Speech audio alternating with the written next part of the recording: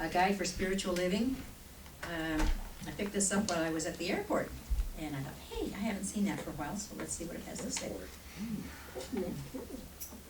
And for today, it says, today is a gift. Every day I feel is a blessing from God, and I consider it a new beginning. Yeah, everything is beautiful. And that's from Prince. Remember Prince? If it is God's pleasure to give us the kingdom, then it should be our privilege to accept the gift. And that's Ernest Holmes, and we know who he is. Yeah, good old Ernest Holmes. And so the reading is, the motto, live each day as if it were your last, never made sense to me. After all, if it were my last day, I wouldn't go to work or be concerned about my bank account. I'd spend every last dime on... Excuse me. Thank you. Not quite yet. I don't have it wired. Okay, wait a minute, I lost my place That's here. the I'd spend every last dime as, on as many rich experiences as I could afford and share it with all those I love. Of course, if we lived each day that way, we'd had some serious problems. Well, I don't know, that might be kind of fun. Okay, anyway, then I heard the phrase, this day is a gift. And it is. And I was not guaranteed this day, and I am not guaranteed another. For me, this works much better.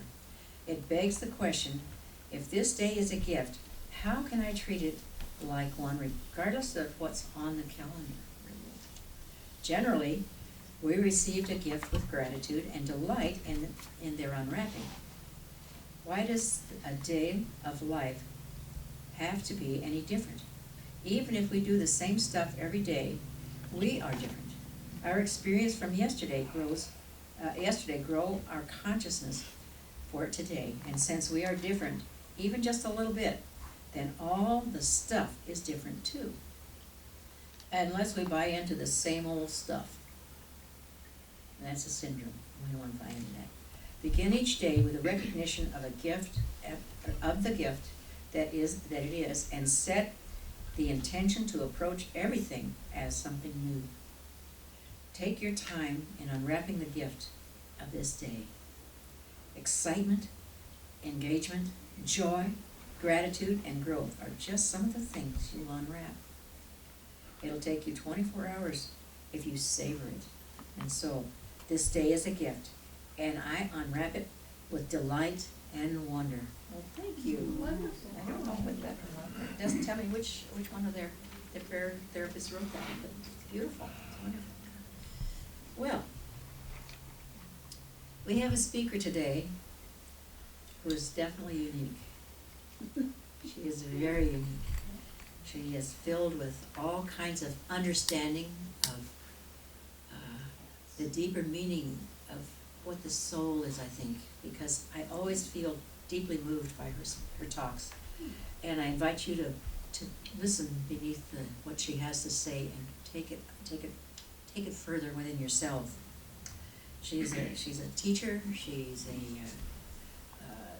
leader here at the Teaching of the Inner Christ. She's a minister. She's delightful. She's a lot of fun. She has a strange sense of humor that's just wonderful. Please help me welcome, speaking to us on diversity and unity in the human creative endeavor. Please help me welcome Reverend Elaine Fuller-Zachey.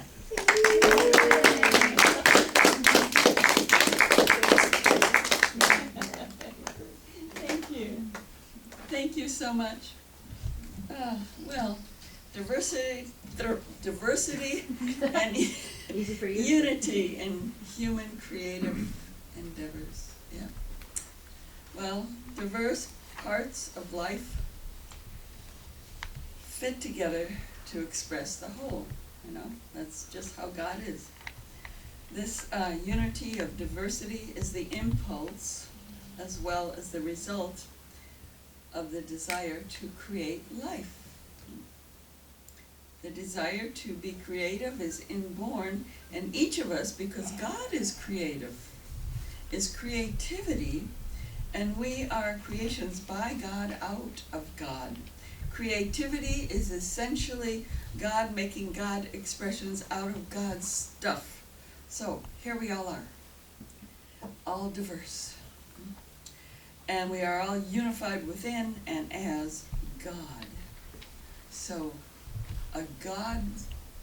God's creative endeavors with and through and as us are also human creative endeavors, right? And we're all diverse, and it's a unity within the oneness that is. Let's look at, for example, talking about diversity and unity. Let's look at what they call a paint pour. It's a type of acrylic art in which the artist mixes paints in a certain way and pours them on the canvas in a certain way and tilts and does, whatever. And it's all, you can see all the diverse colors, diverse parts, and it's unique from one area to another, and not one paint pour is like another. They're always all different, but it's unified. It's unity in one piece of art.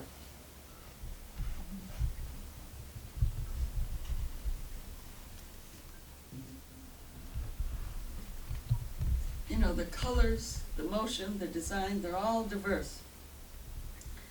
And, there are some physicists, theoretical physicists, that say instead of a universe, we have a multiverse.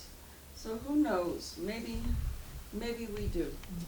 Maybe we have all of these different things coming from the oneness of being, from this undifferentiated being, this life. It just gives birth to all of these different things. We don't know. How can we prove it or disprove it?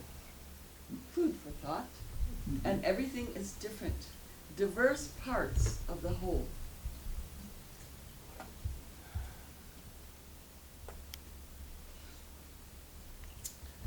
The unity of diverse parts here, and nothing in either piece of art exists without somehow being inseparable from the rest of the whole thing, just like here and now, right? To remove a part of the painting would change the whole thing. It wouldn't be what it is. And it's the way we are too. I mean, like in our country here, our country is a human creative endeavor, isn't it? We can see the unity here, all here to have good lives for ourselves and our children and our families. And when we make our lives better, we make the country better. My forebearers added their individuality and energy to the United States and therefore helped create the country. I don't know too much about my lineage. The individuals who come here have given us pizza, tacos, sambusa, stir fry, and other wonderful, wonderful foods, wonderful parts of the paint pour that is our country. It's what makes our culture so rich.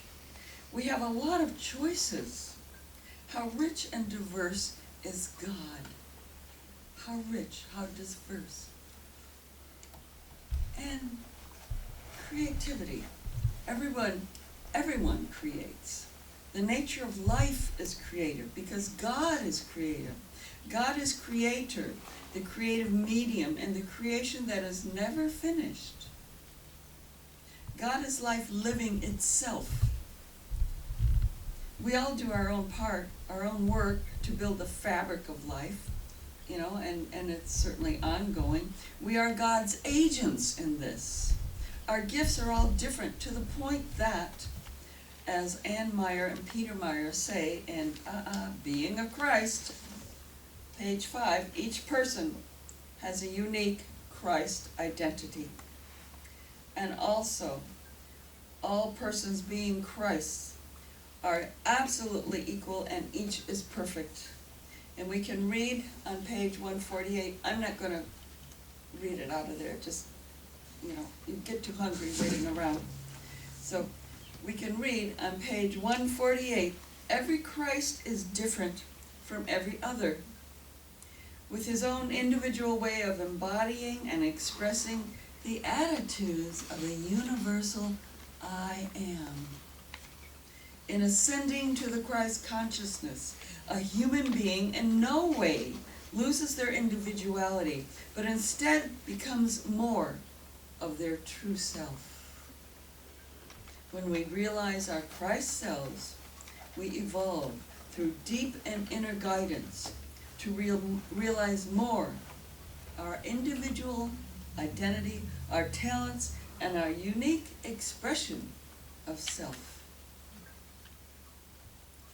There is no consciousness of uniformly obeyed sets of rules of behavior, but instead freedom of self-expression, freedom to realize our diversity, our individuality, which is perfect and of God. There is no assembly line here. Right? Ann Meyer McKeever used to say, God doesn't use an assembly line.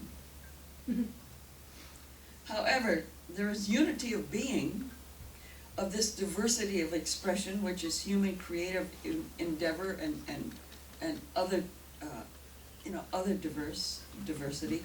As we learn about our true self, we are learning about God. And as we learn about God, we are discovering ourselves, for God is ourselves and God are one. Are one. Go up, up, up in this awareness. Diversity extends into our own individual lives. Here, right here in San Diego too, we go into one type of work or lifestyle, then move on to another. For me, I got married at age 21, then divorced. Then I attended San Diego State University, decided upon teaching English as a second language to adults. I earned an MA and remarried. While in school, I looked at some type of political path that I may follow after I got my master's degree and got into my career. But it turned into a pursuit of a spiritual truth, which led me here to the teaching of the inner Christ. So, my career of teaching English as a second language is now giving way to art. The desire to be more active in TIC, attend a gym, and to look forward to other new adventures. Yay. In retirement. Yay. Go, go. Happy, happy. It's getting closer. I can feel it. It's now. Thank you, God. And the unity, right, is here, and it's all me. All of these diverse parts are all unified in and as me, creating me in my environment, just as all the wonderful diversity we see around us is unified in and as God. And it changes too. It's constantly changing. So we think about creativity, because creating our lives. What is a creative endeavor anyway? Is it Michelangelo's Sistine Chapel? Yes, of course. It's also making a cake, right? And planting flowers around one's house. It's taking care of children, assembling cars, designing ships, and serving as mayor of a city. It's mowing the lawn. We receive ideas, create, mold, and use the ideas to produce an outcome.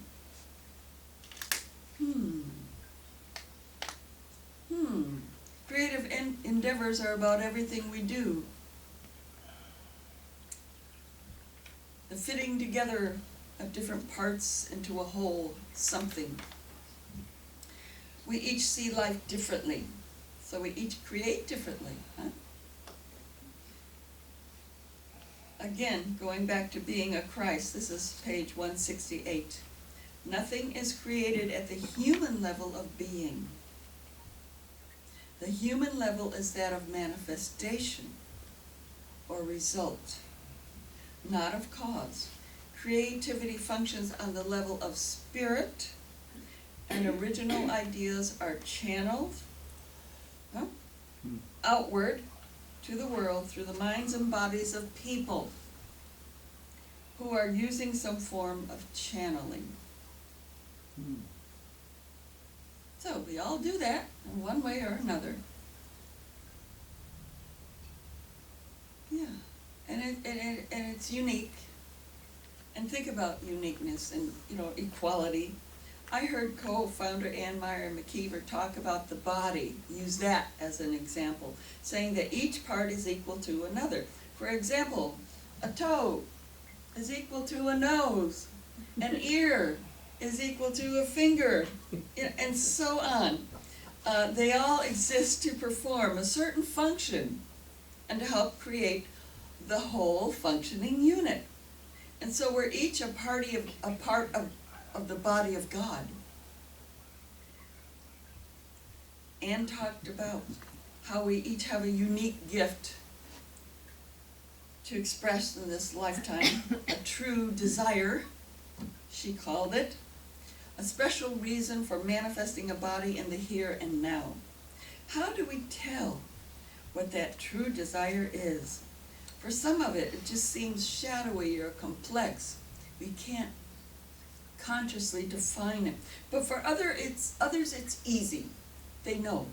For example, my nephew in Florida knew at age 5 that he wanted to be a lawyer. That was it. So this inner knowledge never wavered, and he went to school for this one thing. Now he practices law in Florida, or maybe he's a judge. He might be a judge by now. And he deals with some type of family law. So what was the intelligence in him as a child that led to his career? Something creative. It's the molding of a child into an individual who serves God in a particular way. Life itself is a creative endeavor, isn't it? Each of our lives, and life in general. The evolutionary process, think of it as a paint pour with one color flowing into the others, while another color flows into a color. See it as washing down the canvas of being and time and earthly experience.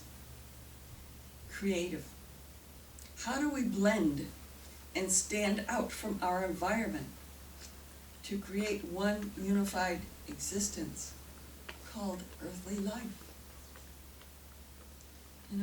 For me, when I was about 5, I drew on a chalkboard, and my parents had on the kitchen wall. I simply did it, as well as used pencil or crayons on paper without questioning where the impulse came from or why.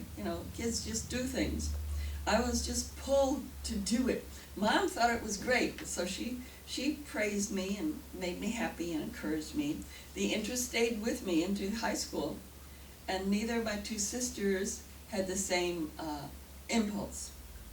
I put aside my interest in art because I didn't like the phrase starving artist. That's not attractive to me. But now I've returned to it to paint and do collages. I try out different techniques, and the desire grows stronger in me. I'm following it. I express my unique self in this way, as well as in other ways, to add my diversity to the whole, to be a part of the unity of being that in reality is one. It's what we all do. And so think about it. Here's a little assignment for you. Do you have an impulse within that you follow or want to follow? Do you see it as your own unique way to express the unity of God? To express within God the oneness. How and when did it begin? And where has it led? Or, as you have been creating your life, or maybe you have not yet allowed it to surface. How do you feel when you follow this impulse? And how do you feel when you don't follow it? Maybe you see this expressed in your family too. I'm going to leave you with these questions, and that's your homework, to think about those things during the week. Okay? Think about them. The diversity and unity and human creative endeavors is within the oneness that is God. How are you? How are we each this?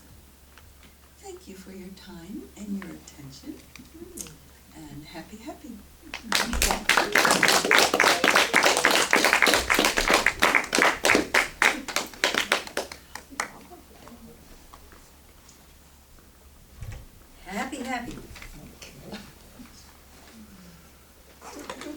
Okay, so in your packet today, you had a little envelope. It might have been this color, might have been a different color.